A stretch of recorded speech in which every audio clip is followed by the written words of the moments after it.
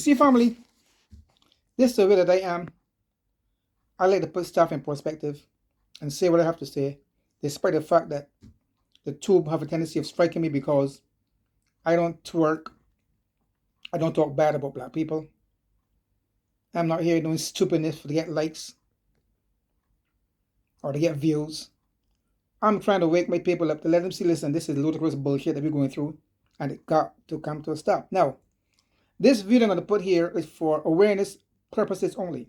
It just goes to show that these so-called Caucasians think that they can come to any country outside of theirs and try to talk down to you with their analogy or their views on what you think that you should do.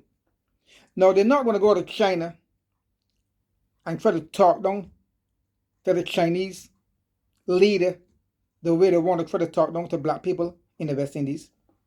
They're not going to go to South Africa and try to talk down to the South African leaders that's Caucasian to tell them what they're doing is wrong with the black people on there. They're not going to Rhodesia or all those black countries, but they want to go to the West Indies where black leaders is running the country and telling them what they should and should not do. Because they think they have the authority or the audacity to come and tell you what you should do because they have a microphone in their hand. That's why, despite the fact how I like my president, Motley, and as a matter of fact, all the other Caribbean presidents now, or prime ministers, are waking up and speaking against these so-called outsiders that are trying to tell you how you're supposed to run your country or what you're supposed to do. Keep telling you folks, man. Keep saying over and over again. It's coming to an end. It is coming to an end. People are getting tired of the rhetoric. They're getting tired of it. They're getting very tired of it. They're waking up.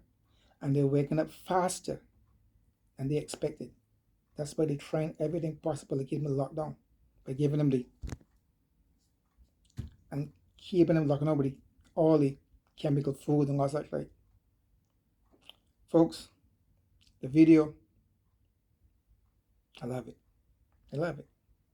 Only then, folks, stay aware, stay knowledgeable, stay informed, think for yourself, and question everything. Everything question. Only then, folks, somebody have peace out. Lots of love. Lots of love. Lots of love.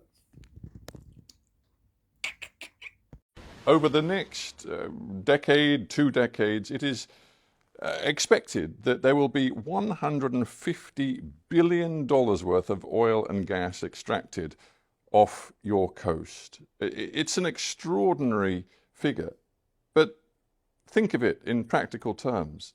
That means, according to many experts, more than 2 billion tons of carbon emissions will come from your seabed, from those reserves, and be released into the atmosphere. I don't know if you as a head of state went to the COP in Dubai. Let me stop you right there. Let me stop you right there. Do you know that Guyana has a forest forever that is the size of England and Scotland combined? A forest that stores 19.5 gigatons of carbon, a forest that we have kept alive, a forest that we have kept alive. Does that give you the right? No, Does no, that give you the right to release all of this carbon? Does that give you the right to lecture us on climate change? I am going to lecture you on climate change because we have kept this forest alive that stores 19.5 gigatons of carbon that you enjoy, that the world enjoy, that you don't pay us for, that you don't value, that you don't see a value in, that the people of Guyana has kept alive. Guess what? We have the lowest deforestation rate in the world. And guess what? Even with our greatest exploration of the oil and gas resource we have now, we will still be net zero. Guyana will still be net zero. Isn't there a cynicism here in Georgetown, best expressed by your vice president, who said recently, because there is this climate change imperative to decarbonize, our policy is to get as much oil out of the ground as quickly as possible. Now, he said, that's harsh for those who think that you should be environmentally sound, but that is the reality of it. Those were very honest words from your vice president. And that is what we are, honest. We are practical. So you're rushing to get this oil out before any deal is done to quote Dubai COP, to transition away from oil and gas? You can say we are rushing, but we are very practical. We have this natural resource, and we are going to aggressively pursue this natural resource because we have to develop our country. We are committed to the development of this region. We have to create the opportunity for our people because no one is bringing that for us.